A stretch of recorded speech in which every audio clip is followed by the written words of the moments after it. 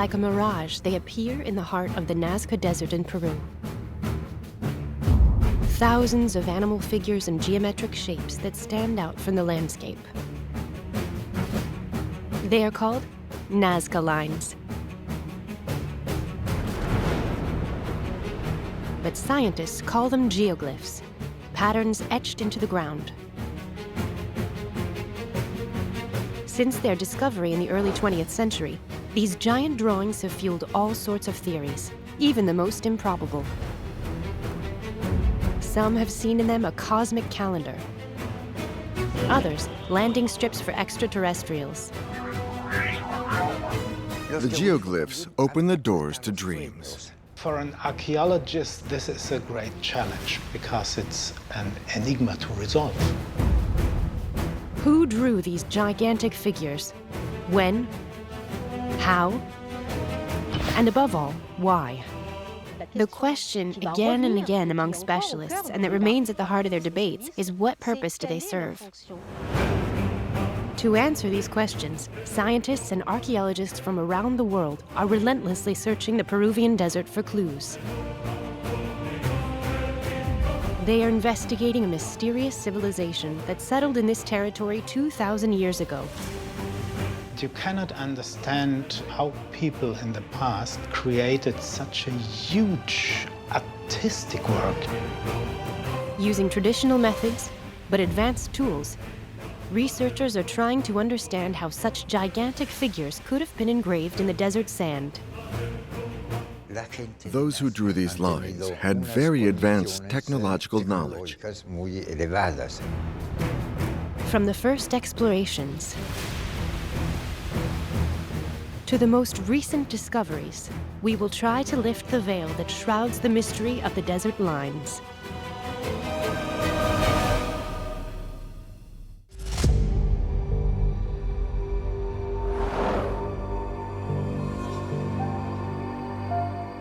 The Nazca Desert in Peru, an arid landscape of breathtaking beauty. This gigantic expanse of sand and stones, covering almost 200 miles, 5 times the surface of Paris, is located to the south of Lima, Peru's capital. In this immense desert valley lies an archaeological treasure unique to the world, forgotten for nearly 1,000 years. But it is almost invisible from the ground. It wasn't until humankind learned to fly that the incredible discovery was made.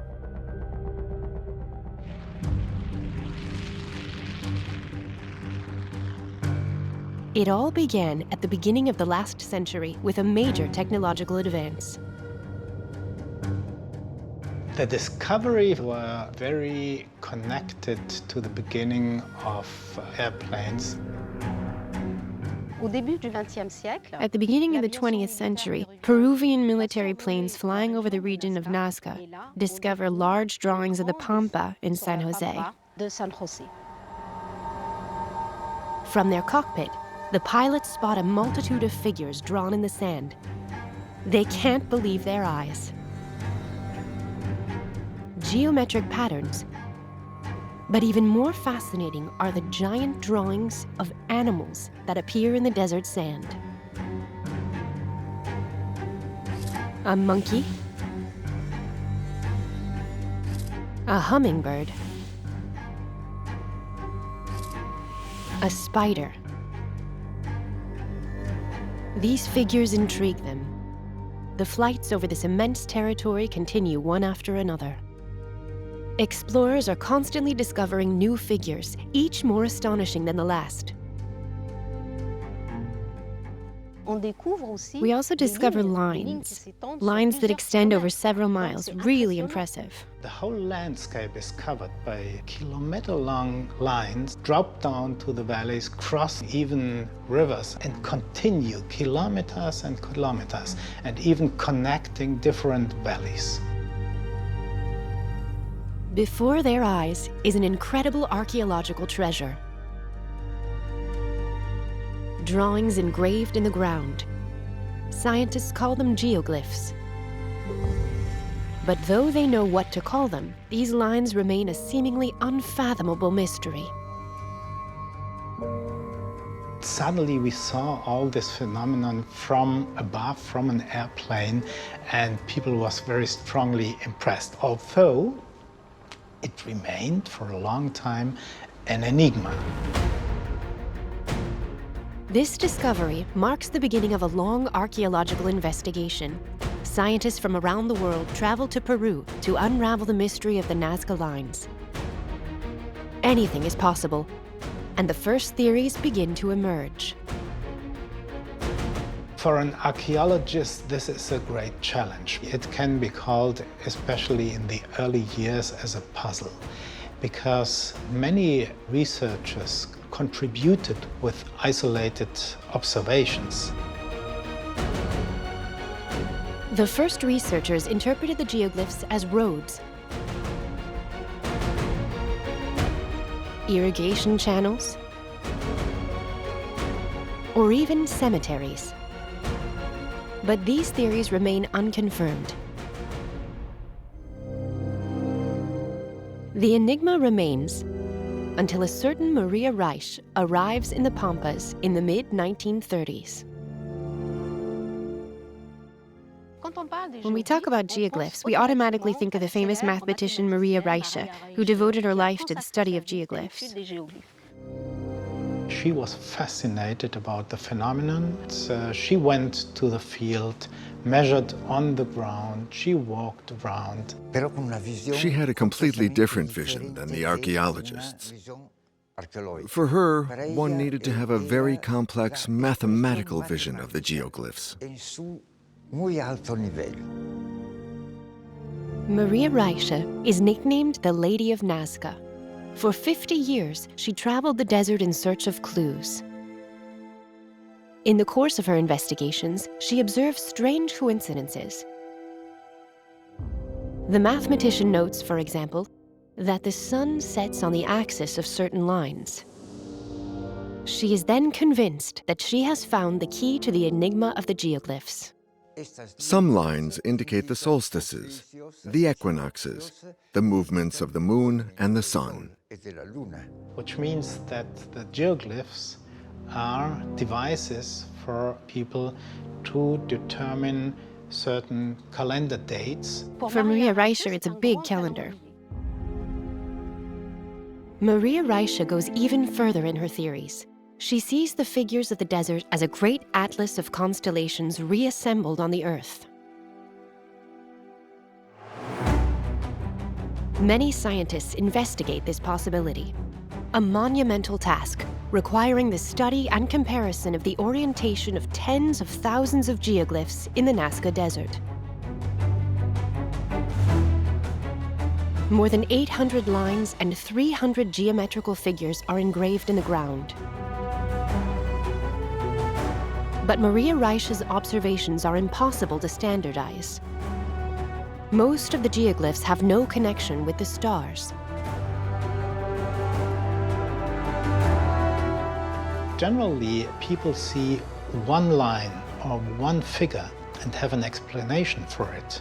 But when you see all the other thousands and thousands of geoglyphs, then this one explanation does not fit, and this makes it such difficult. After more than 50 years of research, Maria Reiche's theory was finally abandoned. No scientific explanation for the origin and meaning of these geoglyphs is uncovered. As the mystery of the Nazca lines persists, wild theories begin to emerge.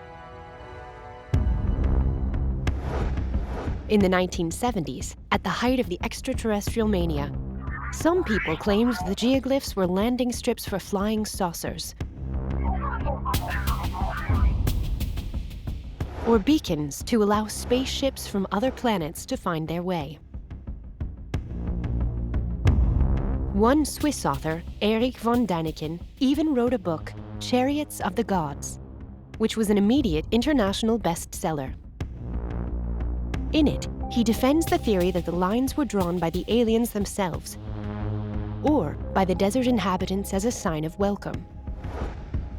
The general public loves paranormal theories.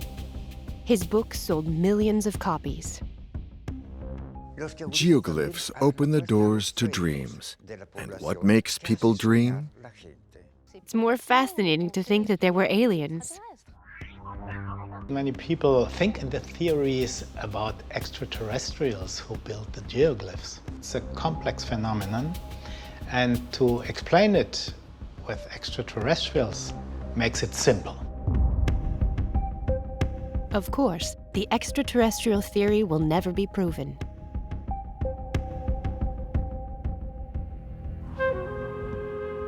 Archaeologists from all over the world continue their research. Some begin to wonder if the Nazca lines could be the work of one of the many populations who once lived in this immense desert. They set out to retrace ancient civilizations that have now disappeared. We don't know anything about these civilizations. We used to talk about savages, primitive American societies. At the beginning of the archaeological investigation in Peru, we thought that only the Inca were the past of Peru. And with the time, people realized that there were much more history in Peru.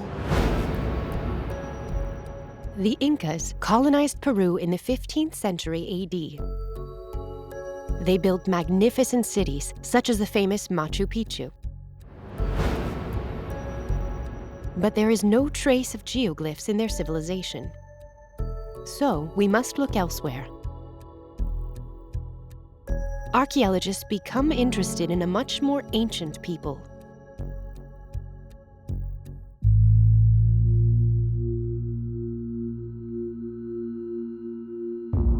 The Nazcas, a long-forgotten civilization. This population settled in the desert more than 2,000 years ago and lived there until the 7th century, well before the Incas. But this ancient population raises new questions.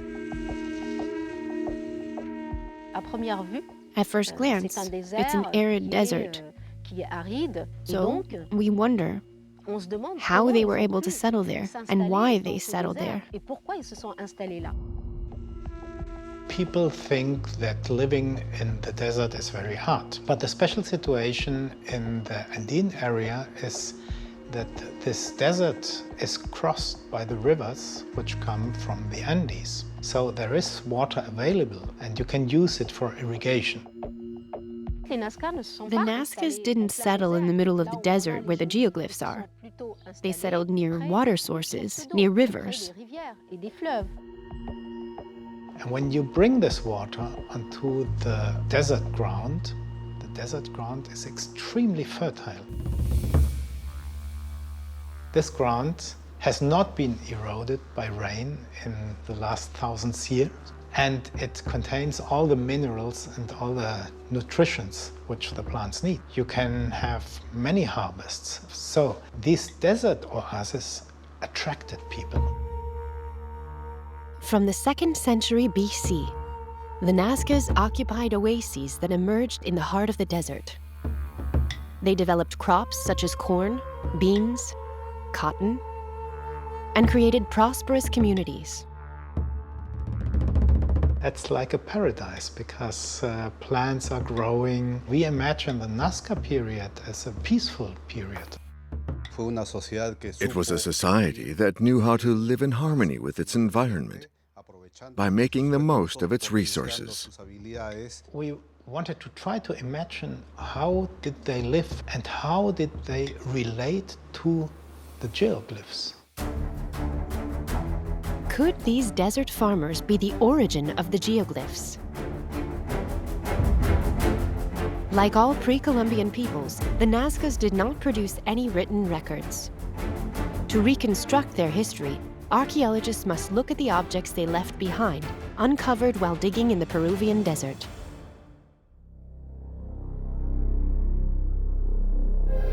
Finely decorated pottery in a variety of shapes captures their attention. The Nazcas were not only farmers, they were also outstanding craftsmen.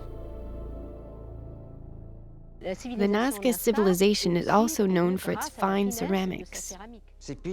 They employed very particular and very specific technologies that aren't found anywhere else.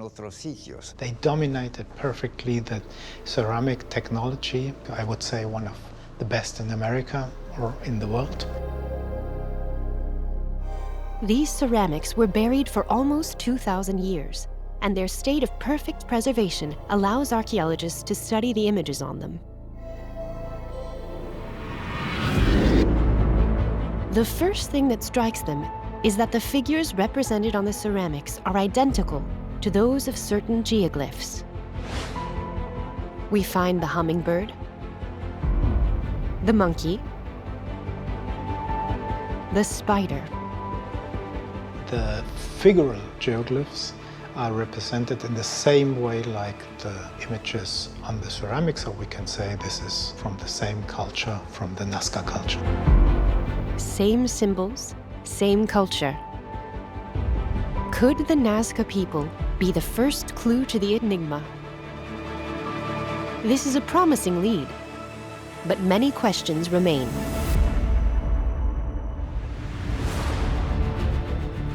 How did this ancient people manage to draw these immense figures in the desert? How could they have remained engraved in the ground for 2,000 years? There is a very special situation in the Nazca area. These dark stones are the remains of mud flown down from the Andes, a mixture of sand and stones. Archaeologist Johnny Isla studies geoglyphs and their construction techniques. While surveying the Pampas, he quickly noticed that it was very easy to mark the ground of this desert.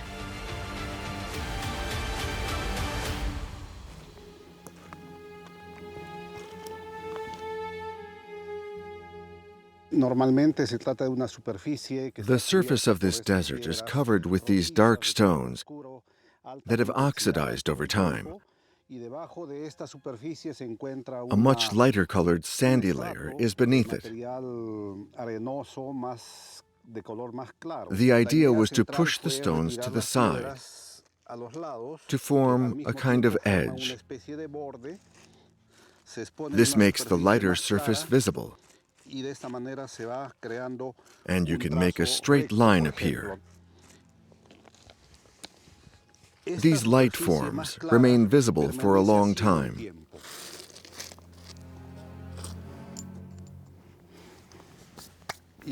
Here you can see a small portion of the line that could extend for tens or even hundreds of feet before it becomes visible. The famous figures, such as the monkey, the spider, the hummingbird, were made with lines like these, which are quite thin and measure between 8 and 9 inches across. The geological properties of the desert allowed the Nazcas to draw lines easily and quickly.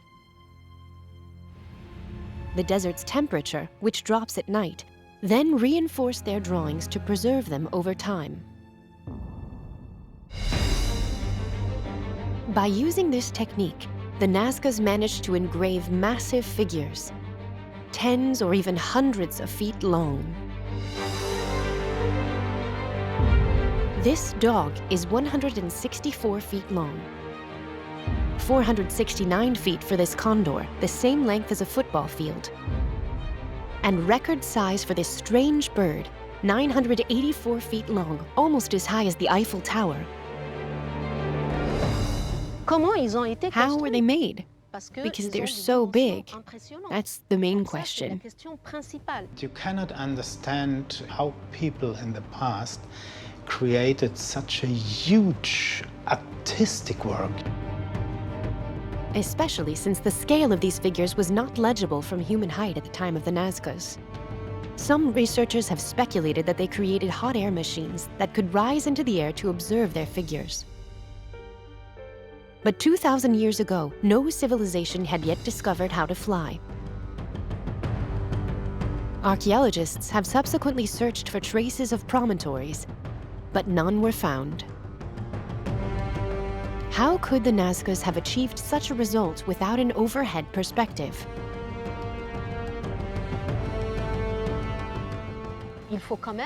You need to have some knowledge to enlarge a figure that you can't see.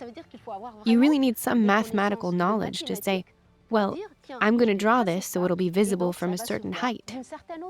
The Nazcas must have had an advanced knowledge of mathematics as well as geometry, because they were able to represent an animal, for example, a bird, to scale, and then in all dimensions. For the spider, the hummingbird, figures that are more complex, we believe they used a kind of scale model that they then reproduced on a larger or smaller scale. The Nazcas were able to enlarge a figure according to a scale, demonstrating their mastery of both arithmetic and geometry. But a certain type of geoglyph has long intrigued researchers: spirals. How are such even curves produced without technical means?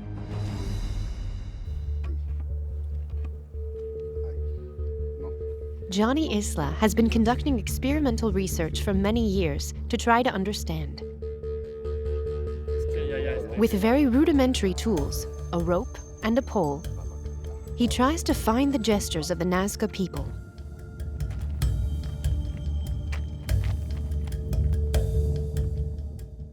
Keep going and let go. I think one of the techniques was to have two people in parallel, one person guiding and a second person always following at the same distance. The person guiding always maintains the same distance from the previous line so as to stay parallel while moving away. Scientists circle around the pole and move away from it, gradually releasing some of the rope. With their feet, they mark the circle that is forming. As you can see, it seems like a simple technique, but it requires a lot of precision because there's a calculation to maintain, and at the same time the person next to me has to draw a parallel line, but constantly growing bigger so that you move gradually away from the center. 2,000 years ago, the Nazcas were already able to conceive complex figures with means as rudimentary as a rope and a stick, proof of their great technical mastery. In the course of their discoveries, archaeologists have drawn up a portrait of a people with many skills: great farmers, outstanding craftsmen, surveyors, and even artists. It demonstrates that these people were builders, engineers, architects, mathematicians. Probably people were constantly engaged in the activity of geoglyph building. The people who made these geoglyphs belonged to a certain class. For example, a potter couldn't just start drawing in the pampas. It was a specialized skill. This indicates that there were several social and professional categories within the Nazca society.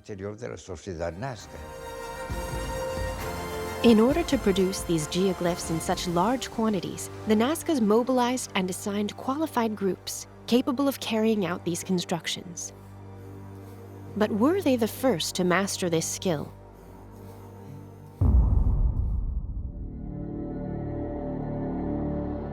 The discovery of new geoglyphs gives archaeologists a new lead to explore. These are smaller and engraved on the side of the mountains.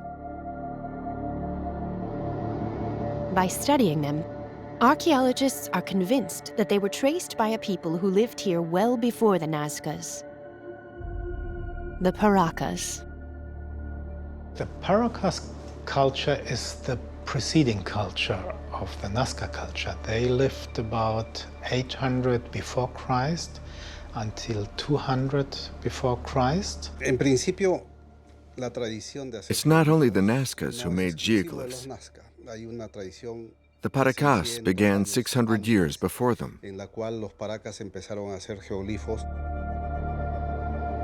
Could the Paracas, the ancestors of the Nazcas, be behind the secret of the geoglyphs?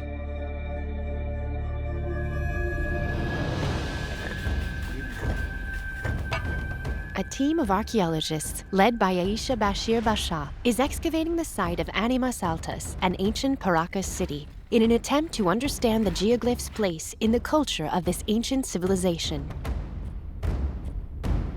They are particularly interested in the frescoes found on the temples of this city. Archaeologist Aisha Bashir Basha is trying to decipher the symbols. According to her, behind these frescoes lies much more than simple decoration.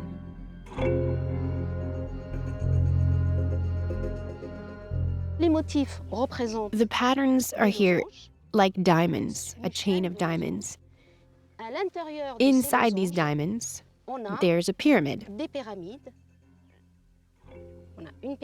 We have one pyramid here, another here, and these pyramids fit together in the diamonds, and they are also united at their base. We can interpret this fresco. Behind each symbol, there is an idea. This pyramid, which is oriented upwards, represents the world of the living. This one, which is oriented downwards, represents the world of the dead. And they're linked at their base, which means that the world of the living is connected to the world of the dead.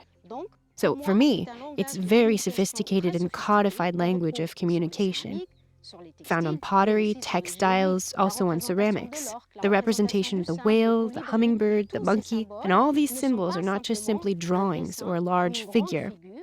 It's also a very sophisticated language of communication, just like writing. The Paracas therefore created geoglyphs to transmit messages. The Nazcas continued this practice, but created much larger figures. To whom were they addressed? Perhaps to some deity? And what could they mean? The question, again and again, and that is still being debated among specialists, is why these civilizations created these great figures. Why they drew these lines in the middle of the desert, in places that are uninhabitable. The most important question was, why did they build the geoglyphs? What function did the geoglyphs have in relation to their daily activities? And I think this last question is the most difficult one. To find a response, scientists must now try to find out what the Nazca's beliefs were.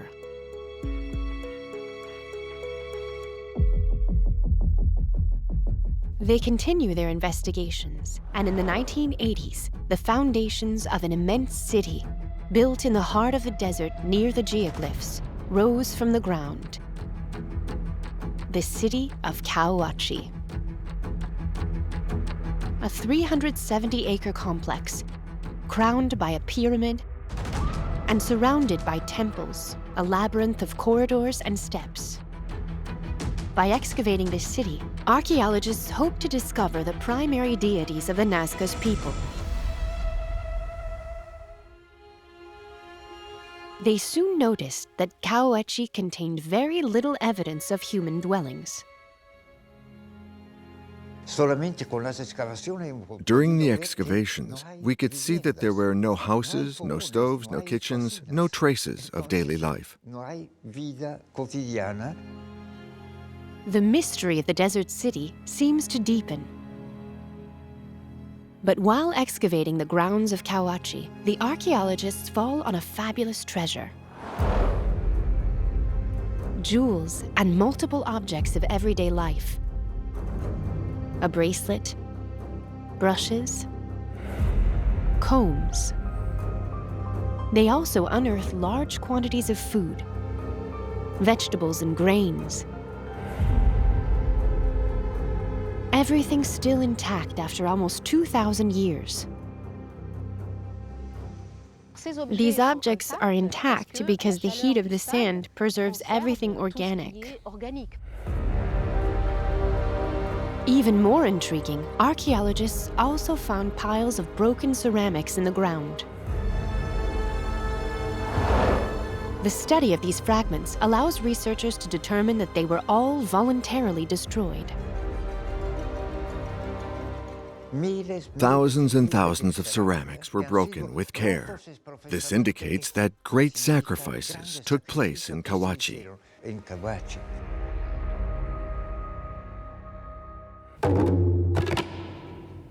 As they make their discoveries, the archaeologists understand that the soil of Cahuachi is full of offerings. But to whom?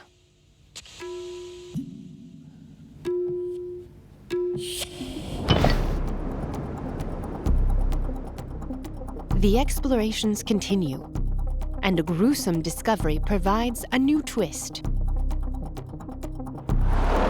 Trophy heads are found in the ground, some hanging from ropes. The Nazcas practiced large-scale human sacrifice. They cut off the heads of their enemies, but also those of members of their community, to offer them to the gods.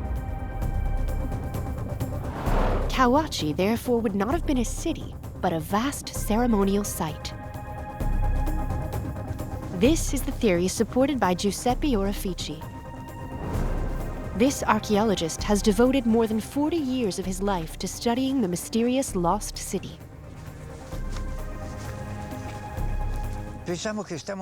We think that the temples extended almost 2 miles on this side and almost 2.5 miles on this side. We have 10 square miles of temples.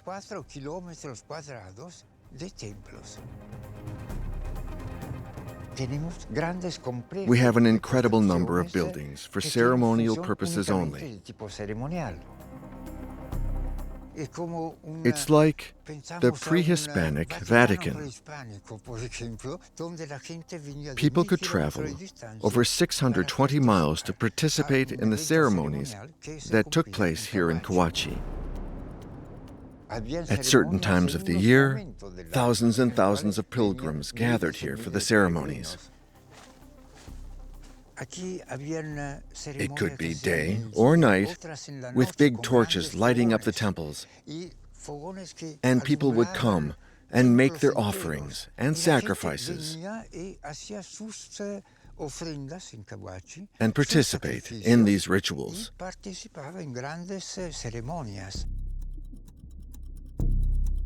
To help us understand their beliefs, the Nazcas have left us a one-of-a-kind object.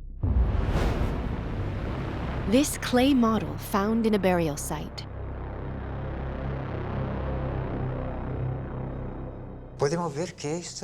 This is a representation of a ritual. We see a figure in the center who is the main character, probably a shaman, preparing a burial or performing a healing act, while a guard at the entrance bars access to the door.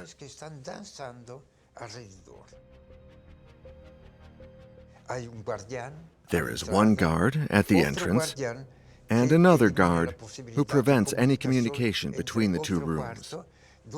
There, they prepare a potion for the ritual. It's like visiting a ceremonial center. It's a glimpse of their life that reveals the significant events that took place in the temples. But what was the significance of these important ceremonies? Could there be a link between the geoglyphs and the rituals of the Nazcas?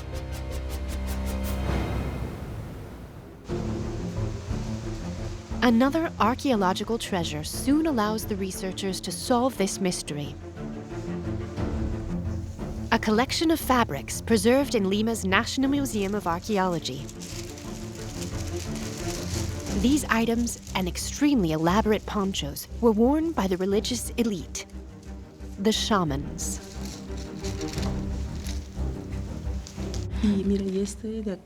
Look at this piece and its color. The embroidery is really tight and really neat. with a lot of detail. Such work must have required excellent eyesight.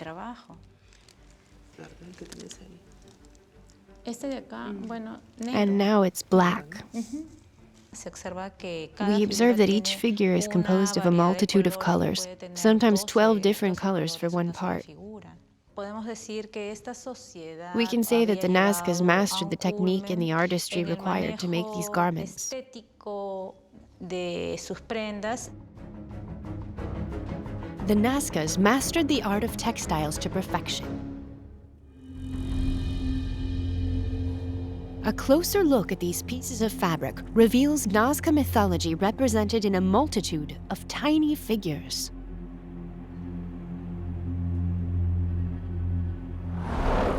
Trophy heads in the hands of masked shamans,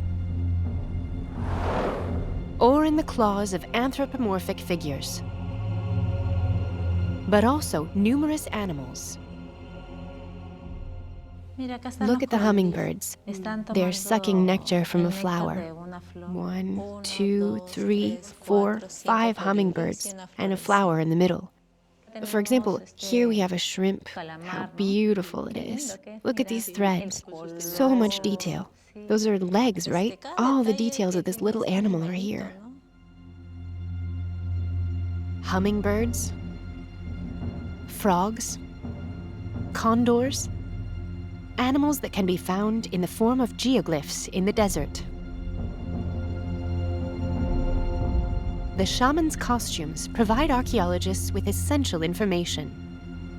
The symbols of the geoglyphs were linked to the religious rituals of the Nazcas. Were these figures deities? Why did the Nazcas reproduce these drawings in the desert? What was their meaning?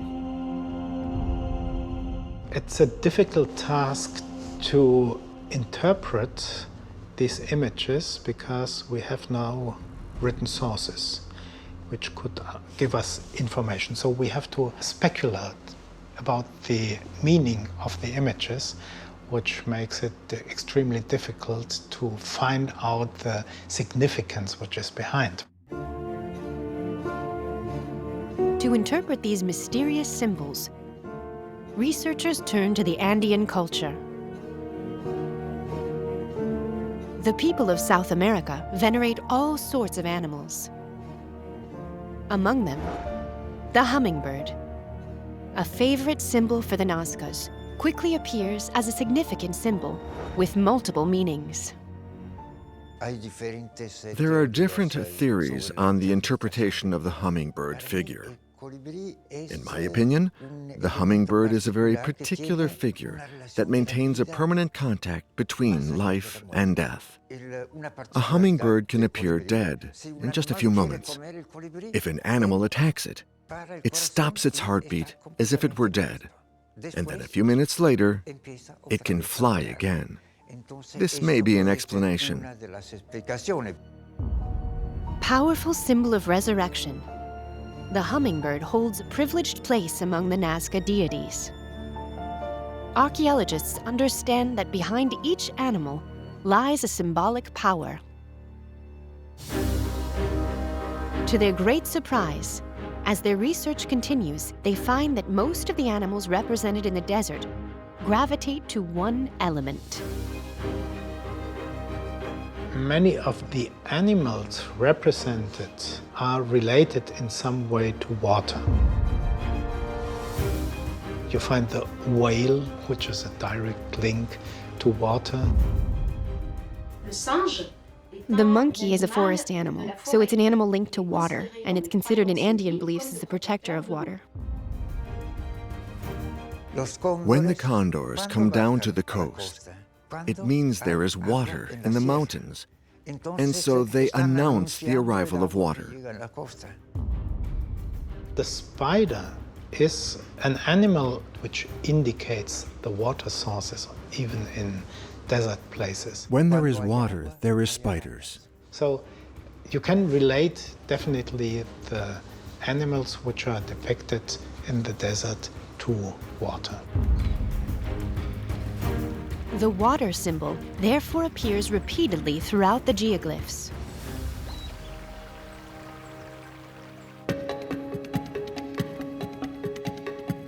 Was it to implore the rain, so vital for this desert people?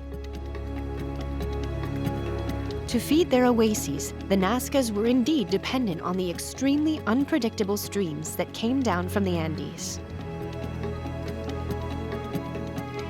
The Nazca Desert is one of the driest areas in the world. They depended directly on the availability of water. To ensure the availability of this precious element, the Nazcas became masters of water.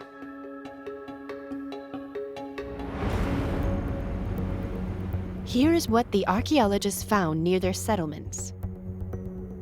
A succession of wells in the shape of spirals. An underground hydraulic network of astonishing dimensions.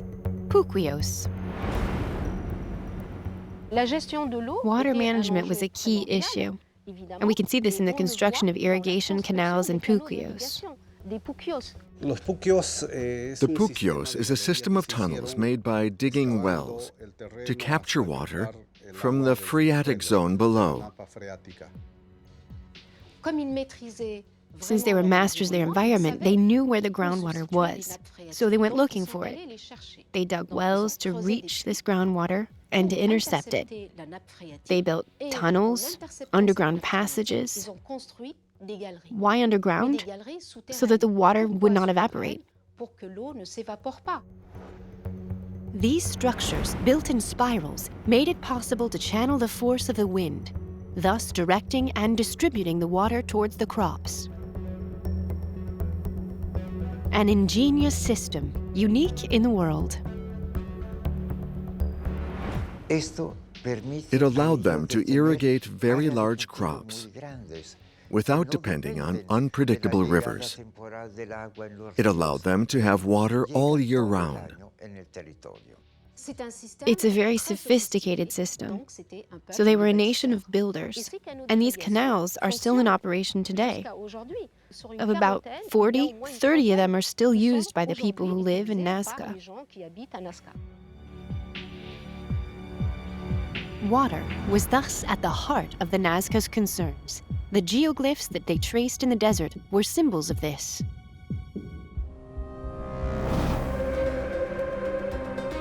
But to whom were they addressed? From these findings, archaeologists develop a new theory. It's possible the Nazcas wanted to communicate with their gods. And so they created something that the gods could see from above. The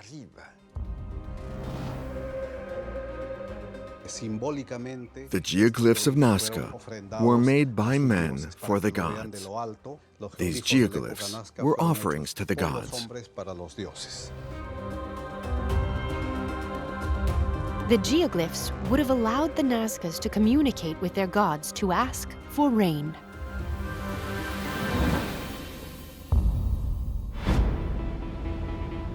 The archaeologists decide to return to the desert to verify this theory. They look for new clues. But this time, it is the ground on which the geoglyphs were drawn that interests them. There is a very special condition of the soil on the Nazca Pampa. The soil is very smooth. So there is a difference between parts where people have never walked and other parts where people have walked. In 2011, an in-depth field study is launched. Archaeologists conduct magnetometry surveys to measure the density of the land.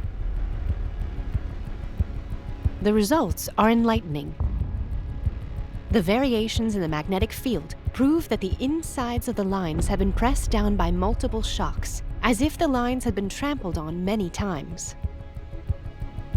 We can detect very clearly where people have walked, and we could demonstrate by this way that geoglyphs were definitely worked upon. A major revelation. The geoglyphs are apparently not simple figures. They may also have been used as paths for the Nazcas who walked over them. This discovery changes the way we think about geoglyphs. The archaeologists then notice a new detail that had eluded them. Each figure consists of a single line, with an entrance and an exit, like a passageway. Even the most complex figures were made using this same model.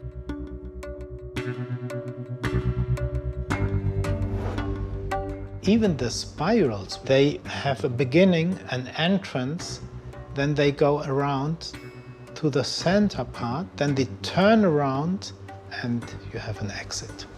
So you can imagine a group of people walking on the line, one behind the other, walking through the figure, experiencing the figure itself. You have to imagine people walking on these giant figures, so they become the living figures. The Nazcas used the desert to practice their religion. They probably walked the geoglyphs in procession, sacred marches to communicate with the gods.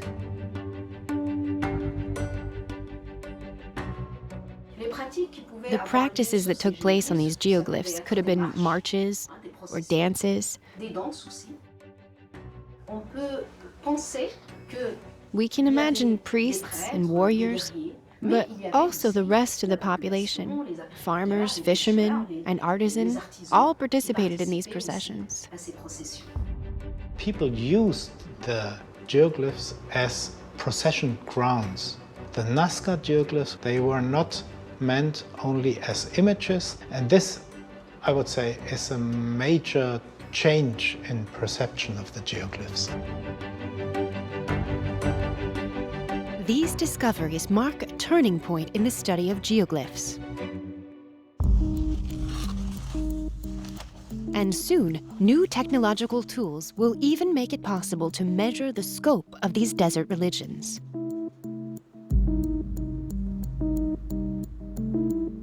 We are very happy to live in a time period when new technologies are being developed. The appropriate technology for the documentation of the geoglyph is, without any question, photogrammetry.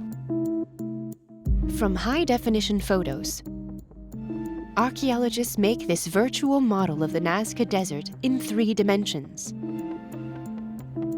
Marcus Reindl, who initiated this ambitious project, is studying the Nazca Desert in great detail. We can navigate in the 3D model. You can turn around, approach from different angles, and only then you can see the great amount of geoglyphs. We can make a rough estimate that we have about 50,000 geoglyphs in general. And this is a very helpful and powerful tool for us archaeologists to investigate the landscape and the geoglyphs. As he surveyed the modeled geoglyphs, one detail particularly intrigued him: anomalies on the ground that could uncover valuable information. Here, for example, we have a typical combination of geoglyph types. Here is a trapezoid, this very large, about 600 meters long, and this is combined with this zigzag line. And if we approach the trapezoid here, on the very end we can see a very particular feature, which are these black spots. This phenomenon we have observed not only in this part, but in 50 different places, and always associated with trapezoids. When you see features as an archaeologist which are recurrent, then you know immediately these are the important features to investigate. The recurrence of this phenomenon in geoglyphs gives new energy to archaeologists' research.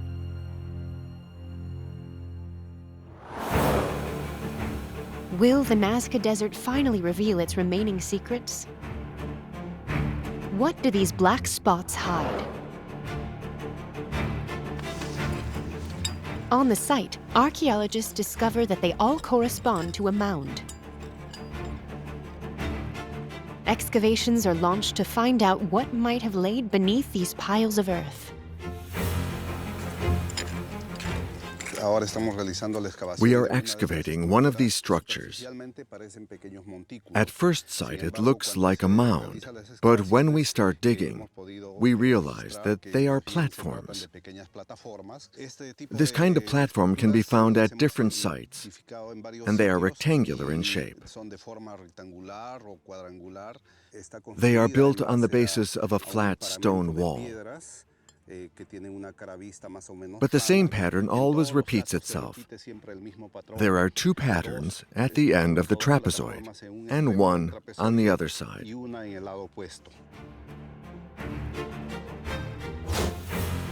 These platforms are an integral part of these quadrilateral geoglyphs.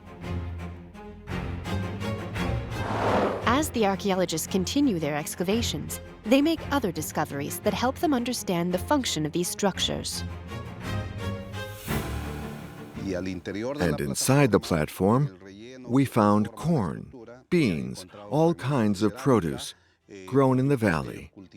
Also, pieces of ceramics. These items were most likely deposited as offerings.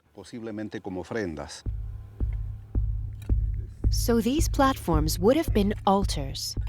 In order to understand their functions, the archaeologists made a three-dimensional reconstruction of them. They understood that they were all built on the same model, with stone walls a little over 3 feet high. All of them bore traces of broken objects and food.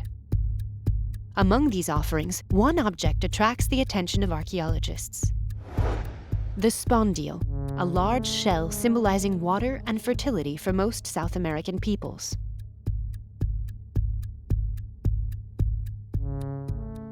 The discovery of spondyle on the altars gives us a very interesting clue. It's a significant discovery because the spondyle doesn't exist in the region. Normally, this shell is found only in equatorial region, but people brought it down over several hundreds and thousands of kilometers to use it on the altars as offerings. This is archaeological evidence that the geoglyphs had a religious function related to the rituals, such as water and fertility worship. The spondyle confirms the researchers' theories. Water lies at the heart of the spirituality of the Nazcas. Gradually, these immense geometric figures reveal their full meaning. During the excavations, a new development occurred. Archaeologists discover the remains of posts at the foot of the altars. Based on this new discovery, they can create a more accurate reconstruction of the site. At the end of the quadrilateral structure, 2 altars of offerings with a post between them that could reach as high as 26 feet, and maybe even a flag to mark the location.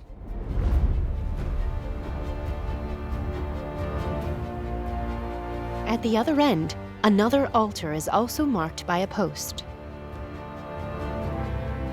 An immense ritual space was created, where the Nazcas could gather by the thousands to address their prayers to the gods. These large spaces could hold huge crowds.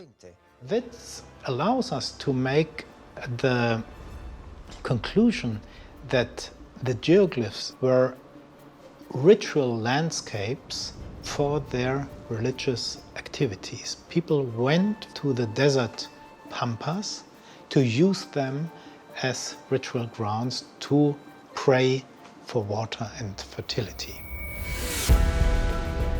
While continuing their investigations in the desert, the archaeologists note a strange phenomenon. The most monumental geoglyphs were all made between the 5th and 7th century post-JC. That is to say, towards the end of the Nazca civilization. The traces seem to have made frantically and without any real logic. There's an increase in the construction of geoglyphs in the form of lines that are superimposed on each other. The geoglyphs grew over time, stretching for miles. The small trapezoids extended to the edge of the desert. The Nazcas made a great number of geoglyphs at that time that were especially broad with very long lines. Why did the Nazcas make ever larger and more numerous lines? Is it the omen of an impending catastrophe?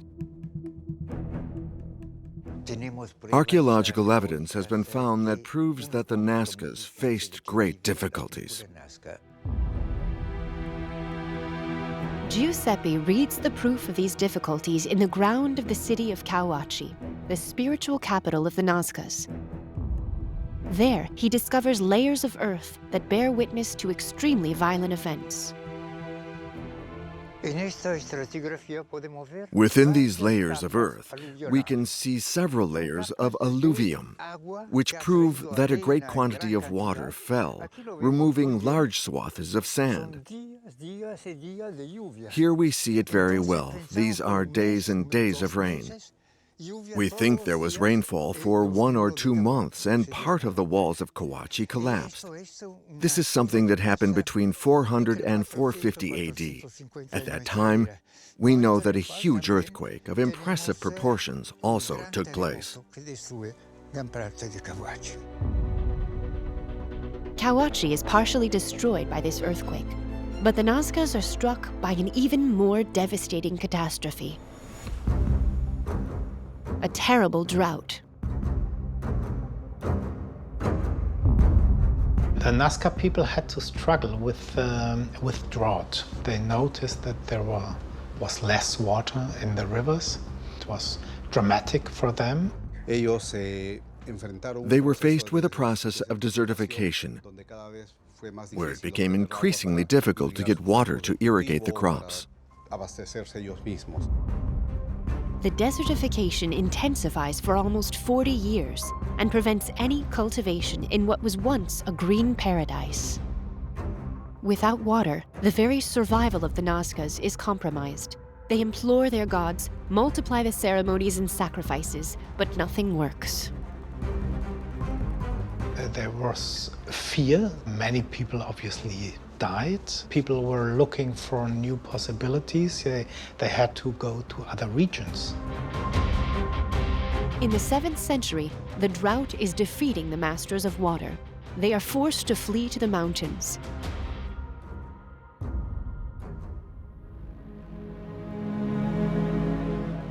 Gradually, the Nazca culture disappears and falls into oblivion. With it, a unique spiritual practice is lost. The end of the Nazca culture, this was also the end of the geoglyph practice. And yet, the desert lines have defied time to reach us. They bear witness to an Andean civilization with a wealth of knowledge which, in its desire to communicate with the gods, has left an eternal trace of its passage on Earth. A little more than a century after the discovery of the Nazca lines, part of the mystery has been revealed. But we are far from understanding the complexity of the message engraved by these men in the desert.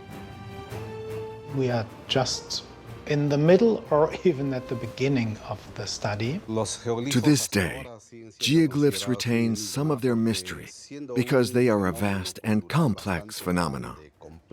Definitely, it's one of the greatest enigma in the 20th century because it's unique, it's so huge, and there are so many open questions still to be resolved.